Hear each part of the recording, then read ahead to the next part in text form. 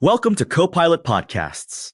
Imagine signing a record deal at age 11, being called a prepubescent dreamboat by Time magazine, and then walking away from it all for a higher calling. Today, we're diving into the extraordinary life of Keith Green, a musical prodigy turned Christian revolutionary who changed the landscape of contemporary Christian music forever. And what's fascinating is how this story begins way before his Christian ministry. Keith Green was literally born into the entertainment world. Really? How early are we talking about? Get this, he started playing ukulele at 3, guitar at 5, and piano at 7. By age 8, he was already stealing the show in professional theatre productions. Wait, professional theater at 8? Yeah, the Los Angeles Times actually wrote about his performance in The Time of the Cuckoo. They said this roguish-looking 8-year-old Keith Green gave a winning portrayal. And this was just the beginning, right? Oh, absolutely. By age 10, he was playing Kurt Von Trapp in The Sound of Music at the Valley Music Theatre, a major 2,865-seat venue in Los Angeles. That's incredible. And then there was the record deal? Yeah, at just 11 years old, he signed a 5-year contract with Decca Records. He had already written 40 original songs by that point. You know what's wild? I heard Colonel Parker, Elvis's manager, was interested in him. That's right. Parker actually said if he wasn't already managing Elvis, he would have taken Keith on. That's how much potential he saw. But something changed, didn't it?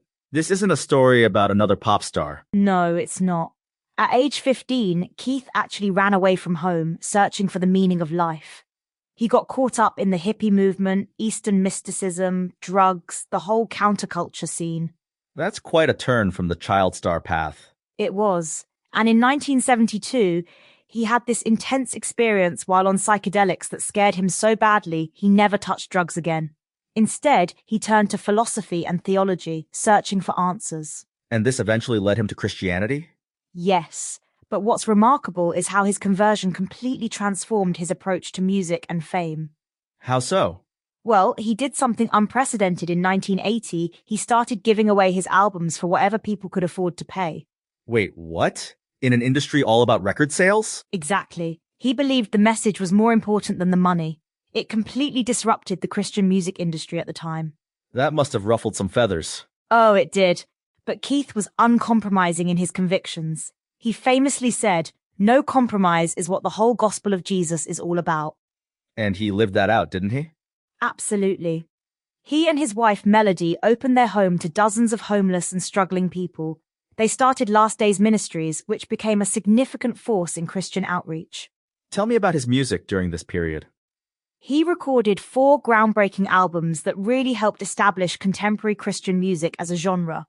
Songs like There Is a Redeemer and Oh Lord You're Beautiful became classics. And these weren't just feel-good worship songs, were they? No, his lyrics often challenged Christians about their commitment and lifestyle. He wasn't afraid to be confrontational about what he saw as compromise in the church. That's pretty bold for someone in Christian music. It was. He actually spoke out against the very idea of Christian celebrity, saying we shouldn't idolize Christian musicians and speakers. Pretty ironic given his early brush with fame. Exactly. He'd seen both sides of fame and was determined to use his platform differently. And then came the tragic ending. Yes, on July 28, 1982, Keith, along with 2 of his children and 9 others, died in a plane crash. He was only 28 years old. Such a short life, but what an impact. Absolutely. Even 40 years after his death, his music and message continue to influence people. What do you think made his impact so lasting? I think it was his authenticity. He lived exactly what he preached, even when it cost him financially or professionally. And that's pretty rare in any industry. Especially in the music industry. He was willing to challenge the entire system, saying things like, "Why do we idolize Christian singers and speakers? It's all idolatry." That's pretty bold coming from someone inside the industry. And he backed it up with action. When he started giving away his albums, it wasn't just a publicity stunt, it was a complete rejection of the business model.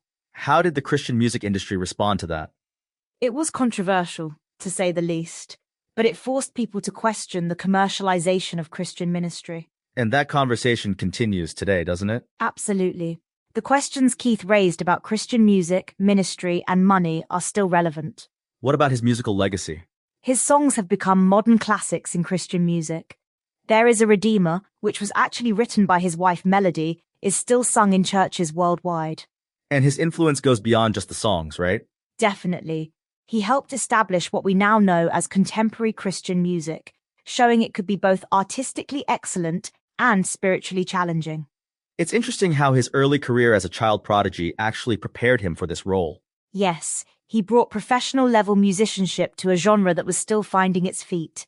His classical training and pop music experience elevated the whole field. And yet he was willing to give it all away. That's what made him unique. He had already tasted fame and decided it wasn't worth compromising his convictions for. Do you think we'll see another Keith Green in contemporary Christian music?